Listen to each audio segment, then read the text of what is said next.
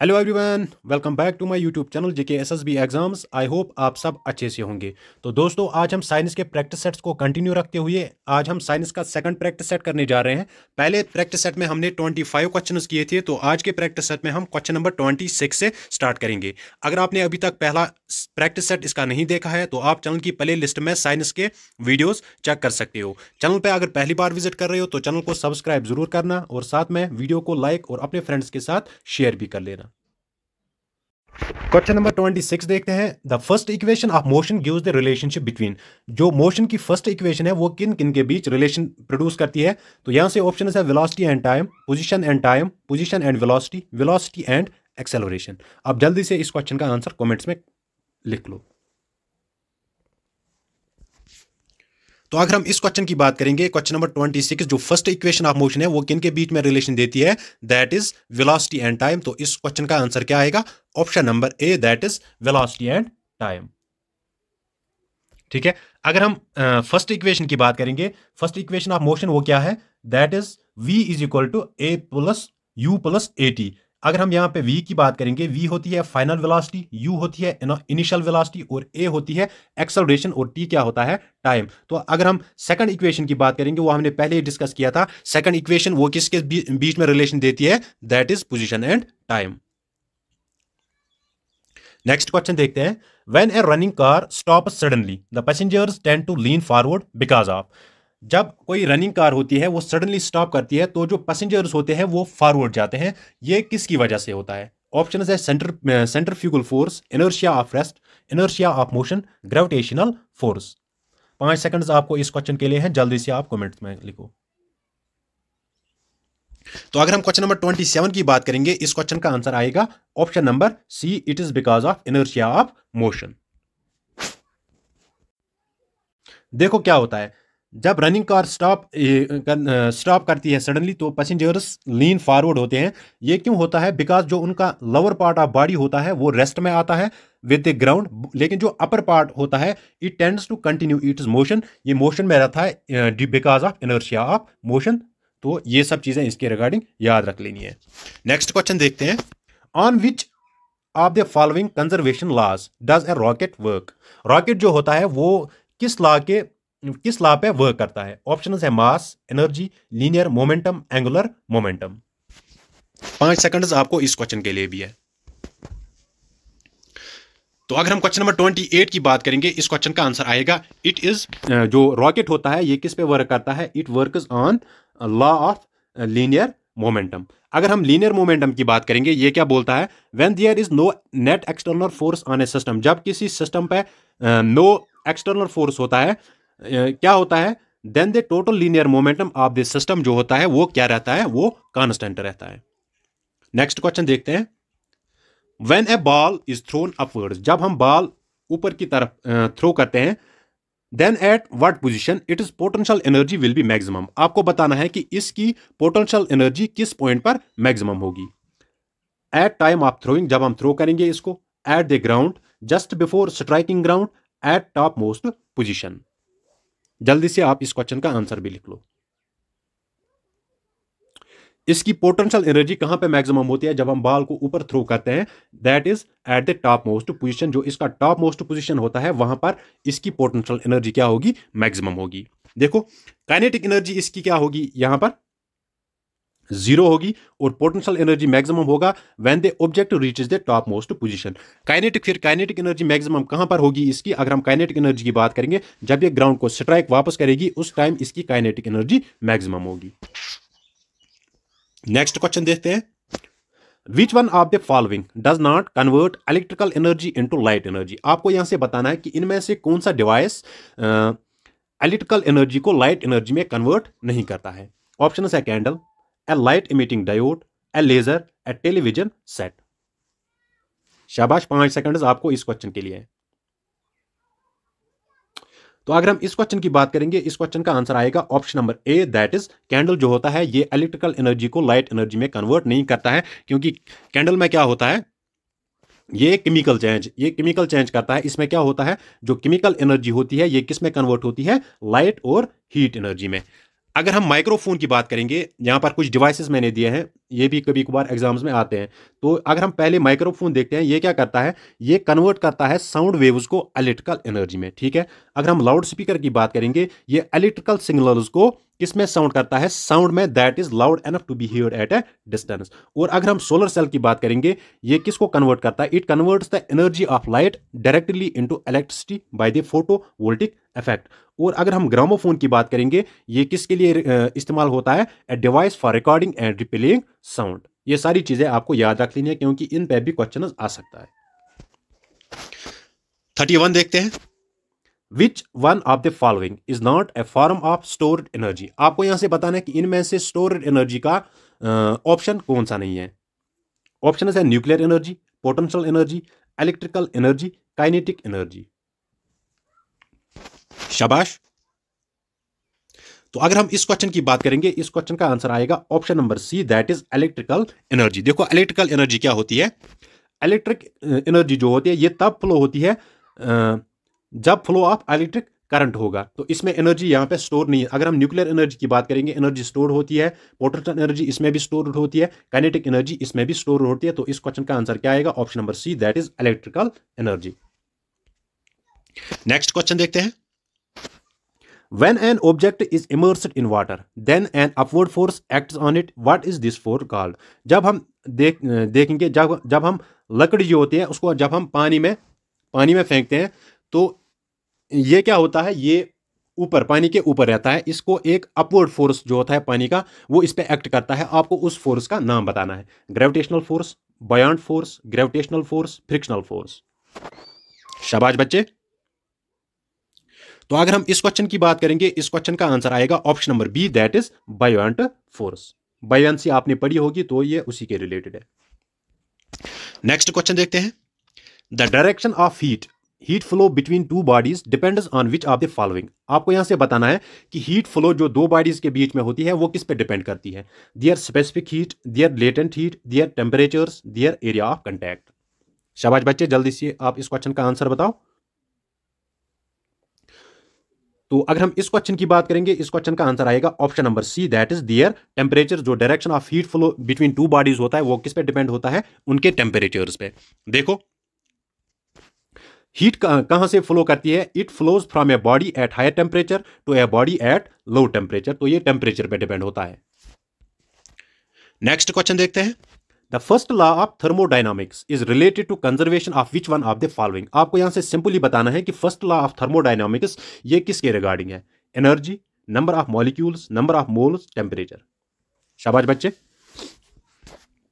तो अगर हम क्वेश्चन नंबर 34 की बात करेंगे, इस क्वेश्चन का आंसर आएगा option number A, that is energy. अगर हम फर्स्ट लॉ ऑफ थर्मोडायनामिक्स की बात करेंगे, ये क्या बोलता है, the change in the internal energy of a closed system. अगर क्लोज्ड सिस्टम की जो इंटरनल एनर्जी, उसका चेंज वो किसके इक्वल होता है, is equal to the amount of heat supplied to the system minus the amount of work done by the system on it surroundings. ये first law of thermodynamics कहता है। Next question देखते हैं, which one of the following phenomena can not be exhibited by sound waves. आपको यहां से बताना है कि इनमें से साउंड वेव का कैरेक्टरिस्टिक क्या नहीं है, रिफ्लेक्शन, रिफ्रैक्शन, इंटरफेरेंस, पोलराइजेशन। शाबाश बच्चे। तो अगर हम इस क्वेश्चन की बात करेंगे, इस क्वेश्चन का आंसर क्या आएगा, option number D, that is polarization. देखो जो साउंड वेव्स होती है वो क्या होती है, they are longitudinal in nature. Important point है, जो साउंड वेव्स होती है ये लॉन्गिट्यूडनल इन नेचर होती है। That is they displace the medium particles in the direction of जिस डायरेक्शन में ये प्रोपेगेट करती हैं, ये मीडियम पार्टिकल्स को उसी डायरेक्शन में डिस्प्लेस करते हैं। अगर हम रिफ्लेक्शन एंड इंटरफेरेंस देखेंगे, आदि ये कौन से फेनोमेना है which can be exhibited by both longitudinal as well as transverse waves. Polarization जो होता है is exhibited by transverse waves only. देखते हैं क्वेश्चन क्या बोल रहा है, the mirrors used as a rear view mirrors in vehicles are. जो गाड़ियों के जो वो साइड वाले शीशे होते हैं उनमें कौन सा मिरर इस्तेमाल होता है। ऑप्शन है कनकेव, कन्वेक्स, सिलेंड्रिकल, प्लेन। शाबाश, 5 सेकंड्स आपको इस क्वेश्चन के लिए भी है। तो अगर हम क्वेश्चन नंबर 36 की बात करेंगे, इस क्वेश्चन का आंसर आएगा option number B, that is convex mirror. ये कहां पर होते हैं, as a rear view mirrors in vehicles. Next question देखते हैं, name the scientist who first used a glass prism to obtain the spectrum of sunlight. आपको यहां से उस साइंटिस्ट का नाम बताना है जिसने सबसे पहले किसको यूज किया था, ग्लास प्रिज्म को, to obtain the spectrum of sunlight. CV Raman, lord Rayleigh, Isaac Newton, S Chandrasekhar. शाबाश बच्चे, जल्दी से आप इस क्वेश्चन का आंसर कमेंट करो। तो अगर हम क्वेश्चन नंबर 37 की बात करेंगे, इस क्वेश्चन का आंसर आएगा option number C, that is sir Isaac Newton. Next question देखते हैं। A device which is used in our TV set, computer, radio set for storing the electrical charge is. आपको उस डिवाइस का नाम बताना है जो हमारे टीवी सेट्स में यूज होता है, कंप्यूटर्स में यूज होता है, रेडियो सेट्स में यूज होता है, किस लिए, for storing the electrical charge. Option है रेजिस्टर, इंडक्टेंस, कैपेसिटर, कंडक्टर। तो अगर हम क्वेश्चन नंबर 38 की बात करेंगे, इस क्वेश्चन का आंसर आएगा option number C, that is capacitor. It is the device that is used in TV sets etcetera for storing the electric charge. अगर हम कैपेसिटेंस ऐसा यूनिट ऑफ कैपेसिटेंस की बात करेंगे, वो क्या है, that is farad, which is equal to 1 coulomb per volt. Next question, SI unit of electrical resistance. आपको इलेक्ट्रिकल रेजिस्टेंस जो होती है उसका ऐसा यूनिट बताना है, volt, ohm, mole, ampere. 5 seconds आपको इस क्वेश्चन के लिए भी है। तो अगर हम इलेक्ट्रिकल रेजिस्टेंस की बात करेंगे, इसका ऐसा यूनिट क्या है, that is ohm. Next question, which phenomenon shows particle nature of light. आपको यहां से बताना है कि कौन सा फेनोमेना क्या शो करता है particle nature of light. Option है diffraction, interference, photo electric effect, polarisation. शाबाश, 5 सेकंड्स आपको इस क्वेश्चन के लिए भी है। तो पार्टिकल नेचर ऑफ लाइट ये किस फिनोमेना के थ्रू प्रूव होता है, that is photo electric effect. Option number C. अगर हम वेव नेचर की बात करेंगे, वो किससे हम प्रूव करते हैं कि that light has a wave nature, that is demonstrated by interference, diffraction and polarization. इनके थ्रू लाइट का कौन सा नेचर हम प्रूव कर सकते हैं, that is wave nature. Next question, which one of the following is the best conductor of electricity. आपको यहां से बताना है कि इनमें से बेस्ट कंडक्टर ऑफ इलेक्ट्रिसिटी कौन सा ऑप्शन है। ऑप्शन है distilled water, water, salt water, hot water. शाबाश। तो अगर हम क्वेश्चन नंबर 41 की बात करेंगे, इस क्वेश्चन का आंसर आएगा option number C, that is hot. जो साल्ट वाटर है, it is the best conductor of electricity. Next question देखते हैं। अगर हम कंडक्टर्स की बात करेंगे, जिनके थ्रू इलेक्ट्रिसिटी पास होती है, जो इलेक्ट्रिसिटी को अपने थ्रू पास होने देते हैं, उनको हम बोलते हैं कंडक्टर्स ऑफ इलेक्ट्रिसिटी। ठीक है, अगर हम एग्जांपल्स देखेंगे, सिल्वर, कॉपर, गोल्ड, एल्युमिनियम, ये सारे, स्टील, ये सारे, these are good conductors of, ये कंडक्टर्स ऑफ इलेक्ट्रिसिटी। अगर हम बैड कंडक्टर्स की बात करेंगे, ये अपने थ्रू इलेक्ट्रिसिटी को पास होने नहीं देते हैं। For example lead, zinc, wood etcetera, ये सारे क्या है, these are bad conductors of electricity. Next question, the phenomenon of radioactivity was discovered by. आपको बताना है कि रेडियो एक्टिविटी का जो फेनोमेनन है वो किसने डिस्कवर किया था। Marie Curie, Albert Einstein, Henri Becquerel, J Thomson. शाबाश। तो अगर हम क्वेश्चन नंबर 42 की बात करेंगे, इस क्वेश्चन का आंसर आएगा option number C, that is Henri Becquerel. इसने कौन सा फेनोमेना डिस्कवर किया था, दैट इज रेडियो एक्टिविटी। कब ये इसने डिस्कवर किया था, इसने डिस्कवर किया था ये 1896 में। अगर हम ऐसा यूनिट ऑफ रेडियो एक्टिविटी की बात करेंगे, वो क्या है, वो है बेकरल, इसी के नाम पे इसका ऐसा यूनिट भी है। ठीक है, अगर हम मैरी क्यूरी की बात करेंगे, who together with her husband, फिर मैरी क्यूरी और पेरी क्यूरी जो है, इन्होंने फिर कॉइन की थी टर्म रेडियो एक्टिविटी, और इसको इन्वेस्टिगेट किया था, the phenomena recently discovered by the Becquerel. अगर हम इन तीन की बात करेंगे, हेनरी बेकरल, पेरी और मैरी क्यूरी, इनको फिर मिला था नोबेल प्राइज फॉर फिजिक्स कब, 1903 में, इसी फिनोमेना के लिए।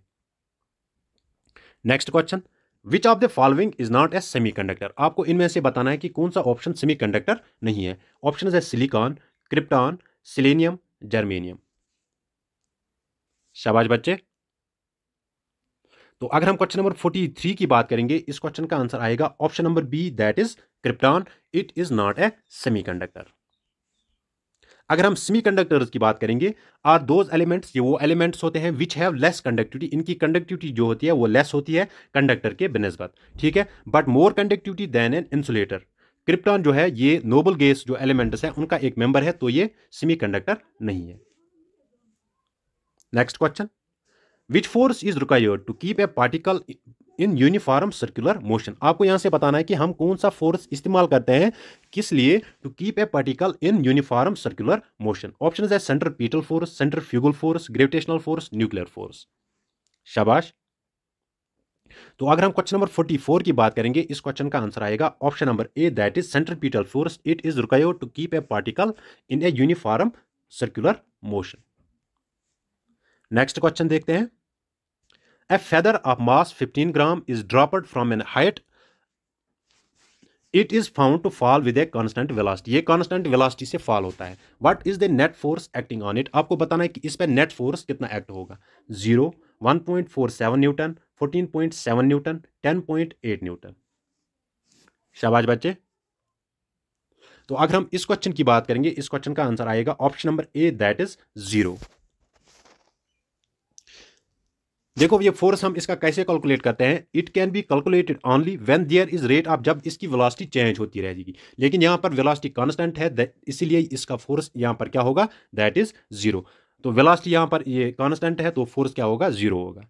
नेक्स्ट क्वेश्चन देखते हैं, which of the following is not A type of electromagnetic wave. आपको यहां से बताना है कि इनमें से कौन सी वेव इलेक्ट्रोमैग्नेटिक वेव नहीं है। Sound wave, light wave, gamma ray, all of the above. शाबाश। तो अगर हम क्वेश्चन नंबर 46 देखेंगे, इस क्वेश्चन का आंसर आएगा option number A, that is sound wave. अगर हम इलेक्ट्रोमैग्नेटिक वेव्स की बात करेंगे, ये कौन सी वेव्स होती है, those which does not require any medium to propagate. इनको क्या नहीं होता है, तो प्रोपगेट होने के लिए इनको किसी मीडियम की जरूरत नहीं पड़ती है। अगर हम साउंड वेव की देखेंगे, इनको मीडियम की जरूरत पड़ती है, that's why it is not an electromagnetic wave. Next question, from which medium sound waves can not pass through. आपको यहां से बताना है कि साउंड वेव्स किस मीडियम के थ्रू पास नहीं होती है। Solid, vacuum, ideal gas, liquid. शाबाश। तो अगर हम क्वेश्चन नंबर 47 की बात करेंगे, इस क्वेश्चन का आंसर आएगा option number B, that is vacuum के थ्रू साउंड वेव्स जो होती है वो पास नहीं होती है।